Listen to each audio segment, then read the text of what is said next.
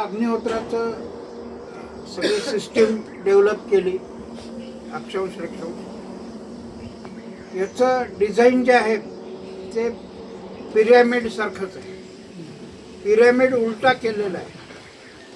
त्याचं कारण असं आहे की त्यांना ती सगळी कॉस्मिक एनर्जी ॲब्सॉर्ब करून आतमधल्या ममीला द्यायची होती. आपलं डिझाईन सरळ आहे.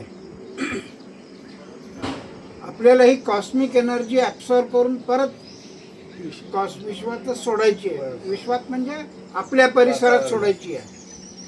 विश्वात नाही, आपण काही ज्ञानेश्वर नाही. आपल्या घरात, आपल्या परिसरात, आपल्या शेतात, आपल्या गोशाळेतच ती एनर्जी पसरवायची आहे. त्याच्यामुळे आपलं हे सरळ आहे. ही कॉस्मिक एनर्जी ॲब्सॉर्ब करून इथे रिलीज करायची आहे या परिसरात. इथे मी अग्निहोत्र केलं तर तुमच्या घरी तुम्हाला फायदा होणार नाही, तिथपर्यंत ही एनर्जी पोहोचणार नाही नक्की. दुसरं की भगवान परशुराम हे मोठे ॲग्रिकल्चर सायंटिस्ट होते. आता तुम्ही GM बियाणांबद्दल ऐकलेलं आहे. त्याला विरोध, त्याला आणावं नाही आणावं, त्यांचा गदारोळ चालू आहे. का नाही आणू ते?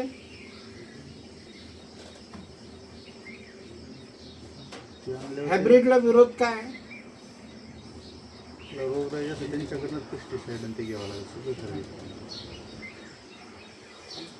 कसं आहे की हायब्रिड आणि GM ही वांझ बियाणं आहे. त्याचं रिप्रोडक्शन होत नाही.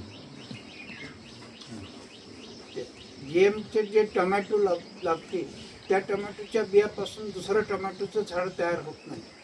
नंतर लावायला विकतच घ्यावं लागेल. हां, कारण आहे कारण ते वांझ आहे.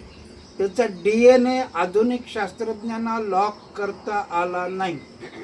जगातलं पहिलं GM बियाणं कोणतं आहे जगातलं?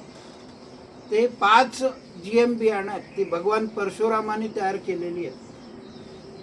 ती आहेत नारळ, सुपारी, केळी, तांदूळ आणि 5वं काय आठवल्यावर सांगतो, हळद. आता ही GM बियाणं आहेत, पण याचा DNA त्यांनी लॉक केलेला आहे भगवान परशुरामाने.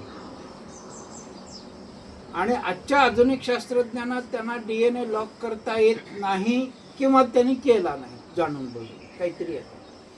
आणि ही भगवान परशुरामाने केलेली जी 5 GM पिकं आहेत ही अक्षय आहे. ती खराब होत नाही.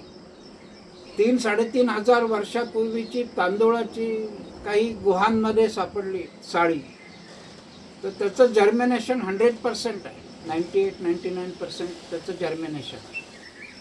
हे खराबच होत नाही. नारळ, सुपारी, केळी खराब होत नाही. आता जी केळी आतून काळी निघतात त्याचं कारण त्यांना युरिया DAP टाकतो म्हणून.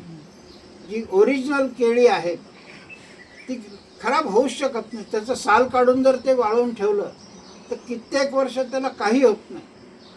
तसंच्या तसं ते चांगलं राहतं. नारळ वाळला तर खोबरं होतं.